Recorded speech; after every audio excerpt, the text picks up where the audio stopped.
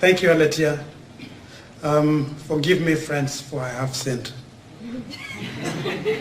Aletia confessed that she has not sinned. I guess I'm as guilty as hell. So, if it's a sin of commission or the sin of omission, we can negotiate. But if loving sustainability is a sin, then I'm as guilty as anyone can ever be. But thank you very much. On a brighter, happier note, it's so good to see so many friends. In fact, Marcel, as he was coming in, was saying he feels so much at home because he sees so many people he already knows. I think those of us that are passionate about sustainability end up being part of the same circle of reinforcement.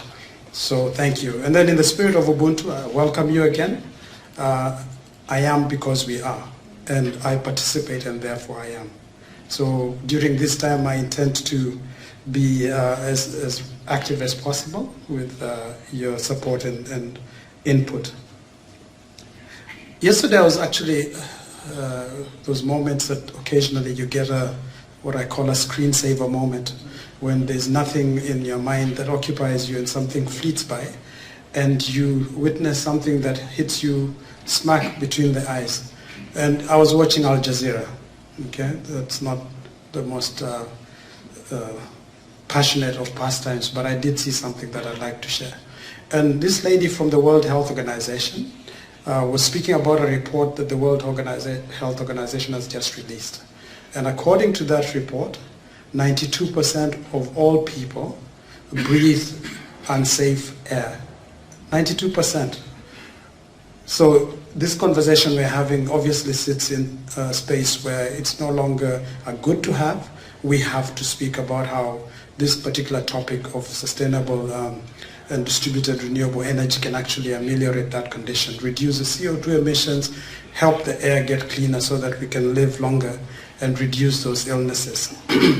Remember, tomorrow belongs to those who plan for it today. Okay? And if you don't want to get eaten by a crocodile, cross the river in a crowd. Okay? So this crowd here, I feel safe because that crocodile of climate change or the crocodile of bad air is going to eat us. But if we cross that river together, we can actually make a difference. So I'm very encouraged to be here and to say that we're in the right place. Just very quickly, one of the reasons why DRAW has flourished, and Aletia has alluded to the fact that it's got three very clear pillars. The supervisory role, which I'm going to tweak a little bit. The philosophical DRAW, which is based on the spirit of an ethos of Ubuntu, where everyone is equal and therefore there's no hierarchy. No question that is asked is too small or trivial, so we allow that space for robust dialogue. And then obviously the social DRAW, where we share, we break bread together, we eat cookies. In fact, the reason why I wanted to tweak the supervisory DRAW is because the teaching happens by default while the supervisors are eating cookies. So if students are benefiting, those are the good students. The supervisors are there basically just to make sure everything goes along well, and occasionally smile back and say something that demonstrates empathy. Okay, so having said that, CPUT has 7 research niche areas. DRAW contributed to one of them, which is the design for social innovation and sustainability. So the pillar itself specifically is called Design for Sustainability. And it looks at how issues like renewable energy, distributed renewable energy specifically, how issues of climate change can be ameliorated, and Håkan is in the space. So when I speak about design and the strategies for mitigating climate change, Håkan is a passionate ambassador and champion of that cause.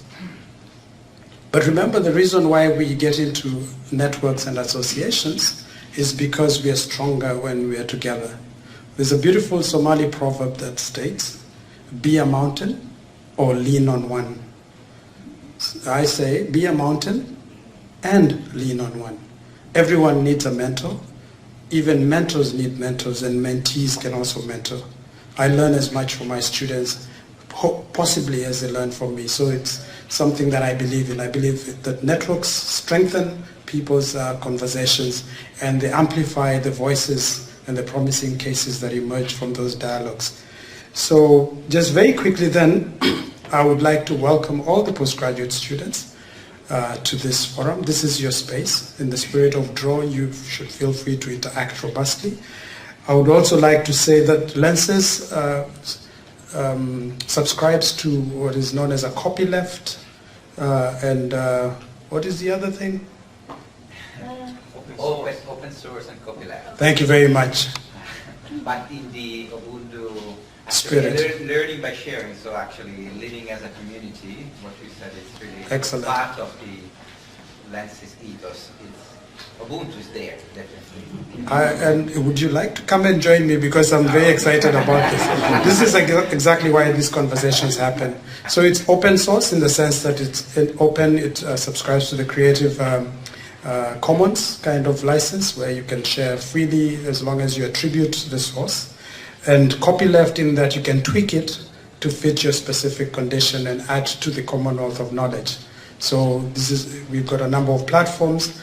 CPUT joined Lenses in September of 2009 through a kind visit by Carlo Vezzoli and his team from the Politecnico di Milano. And we were very quick to realize that that conversation we're having was actually resonating with our own ideas and ethos around design for sustainability.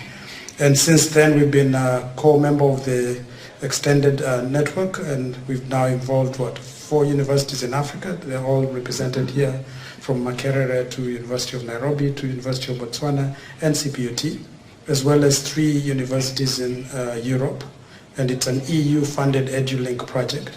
So we have Brunel and Fabrizio and Silvia Emily are here. We have Politecnico di Milano led by Carlo, Emanuela, who's been a fantastic logistical and strategic support to our team here. Oh, I see the other Sylvia is also here remotely. Are you here as a friend or as part of the team? Okay, yeah, okay. And of course, we also have the Technical University of Delft, and JC's name tag is next to me, and I suspect he shall appear in the... Just landed on the plane now. Oh, really? Yeah. Excellent. So JC is in Cape Town. That's a good start. Yes, it should be here. So then CPUT's commitment to DFS, I think, is because it's institutionalized, first of all, as a research niche, but also because we genuinely believe in that ethos. We believe that the matter of climate change is no longer a matter that can be debated. It must be acted upon, and acted upon urgently. We believe that we, as educators, should inform the next generation of practitioners so that they become more eco-friendly, more environmentally conscious, and more committed to matters like sustainable product service systems, and importantly, distributed renewable energy, and also how they can contribute to mitigating climate change. So those are the reasons why, as academics, we are committed to this task. And we believe that the future leaders and professionals who are the young designers, many of whom are here, have a very important mandate to take forth. Some of us dreamt dreams and articulated visions. You're the generation that will effect those actions and change the world forever, the world that we live in. I don't think that is a far cry. I've seen some fantastic work. Tashma and your friends are here. So the young designers are very keen. Corbin is here with Kwame and Raleigh and others. So we've got young people that are committed to this task. So let us support them and help them along. And let us be humble in acknowledging that, as the great African proverb says, we did not inherit the earth from our ancestors. We borrowed it from our children. So let's hand it back to them a little better than we found it, even though that might be a pipe dream. Thank you, ladies and gentlemen.